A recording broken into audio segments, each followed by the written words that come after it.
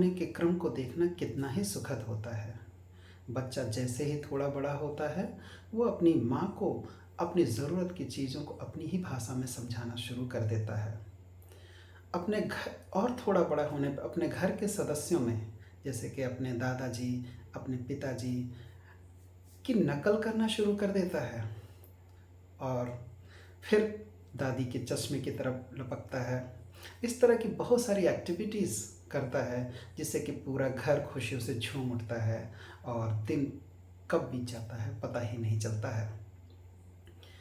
लेकिन एक ऐसी कंडीशन भी होती है जिनमें जहाँ इस तरह की एक्टिविटीज़ मिसिंग होती है। जी हाँ, मैं आज बात करने वाला हूँ एक ऐसी कंडीशन के बारे में जिसे हम ऑटिज़म कहते हैं। ऑटिज़म स्पेक्ट्रम डिसऑर्डर इसका पूरा नाम है और ये एक न्यूरो डेवलपमेंटल डिसऑर्डर है। मेरा नाम है डॉक्टर अमलेंदु त्रिपाठी। आज मैं आपसे बात करने वाला हूँ ऑटिज़म स्पेक्ट्रम डिसऑर्डर के बारे में। और ऑटिज़म स्पेक्ट्रम डिसऑर्डर में जो सबसे कॉमन सिम्टम मिलता है वो है सोशल कम्युनिकेशन का ना होना। मतलब कि ये अपने उम्र के बच्चों के साथ खेलना बिल्कुल पसंद नहीं करते हैं, उनके साथ मिक्सअप नहीं होते हैं। घर में कोई भी आ जाए, इनका उनसे कोई मतलब नहीं होता है। ये किसी से भी आई कांटेक्ट नहीं करते हैं। इसके अलावा जो कुछ हमारे सोशल जेस्चर्स होते हैं, जैसे कि हाय बोलना या किसी को नमस्ते करने के लिए बोलना या किसी को बाय बोलना, ये सब चीज़ें भी इनमें मिसिंग होती है। तो सोशल कम्युनिकेशन के साथ जो दूसरा पॉइंट आता है कम्युनिकेशन। इन बच्चों में कम्युनिकेशन भी मिसिंग होता है। कम्युनिकेशन का मतलब होता है अपनी बात को समझाना, चाहे वो बोल के, चाहे वो किसी इशारे के माध्यम से। तो अगर कोई बात इनको कहनी है तो ये अपनी बात को कह नहीं पाते हैं, बल्कि इनको जो चीज़ चाहिए उस जगह पे ये आपको खींच के ले जाएंगे, लेकिन कोई भी फिंगर पॉइंटिंग नहीं करते हैं, ना खुद करते हैं, ना अगर आप कोई फिंगर पॉइंटिंग कर रहे हैं, जैसे कि आपने कहा वो देखो चिड़िया जा रही है, वो देखो एरोप्लेन जा रहा है, तो उसकी तरफ भी ये नहीं देखते हैं। तो ये अपनी बात को एक्सप्रेस नहीं कर पाते हैं। एज के अकॉर्डिंग इनमें स्पीच की भी डिले देखी गई है। जैसे कि अगर हम 1.5 साल का बच्चा देखते हैं तो वो 10 से 12 शब्दों का इस्तेमाल अच्छे से कर लेता है, अपनी बात को कह लेता है। और वहीं 2 साल का बच्चा एक अनुमान के मुताबिक 200 से 300 शब्दों का इस्तेमाल कर लेता है और अपनी बात एक्सप्रेस कर लेता है। लेकिन इवन वो 2 शब्दों का जोड़कर भी, जैसे कि मम्मा चलो, मम्मा आओ, मम्मा दूध, तो इस तरह की चीज़ें वो बोल लेता है और अपनी बातों को कह लेता है। लेकिन इन बच्चों में ये चीज़ मिसिंग होती है, तो इसे हम सोशल कम्युनिकेशन डिले कहते हैं।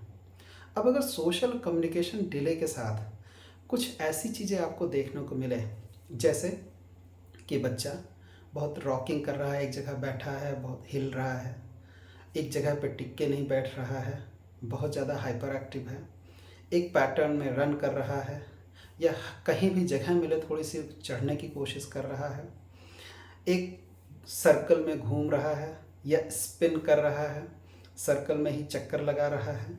अगर इस तरह की चीज़ें अगर आपको देखने को मिल रही हैं और अगर स्पीच भी है उनमें, तो स्पीच जो होगी भी तो एक रटी रटाई स्पीच होती है। मतलब कि उनको याद है, कोई राइम याद है, उसको लगातार बोलते रहेंगे। ABCD आप बोलेंगे उसको वो सुना देंगे, लेकिन उसका वो कोई मतलब नहीं समझते हैं, अपनी नीड को एक्सप्रेस नहीं कर सकते वो। और आपको जो है उस जगह पे लेके खींच के लेके जाएंगे जिस चीज़ की उनको आवश्यकता है। तो ऐसी स्पीच जो उनके फ़ायदे के लिए ना हो, वो अपनी बात को ना कह सकें, तो उसका कोई मतलब नहीं होता है।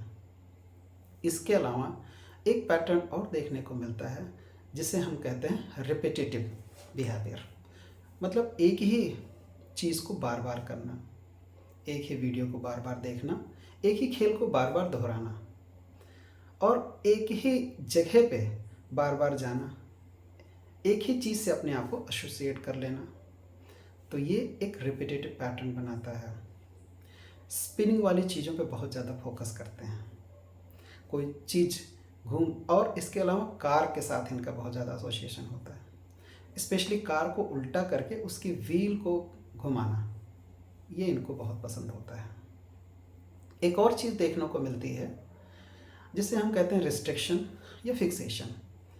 इन्हें अपना रूटीन बहुत प्यारा होता है। अगर इनके रूटीन में कोई आप चेंज लाएंगे तो इनको बहुत इरिटेशन होती है।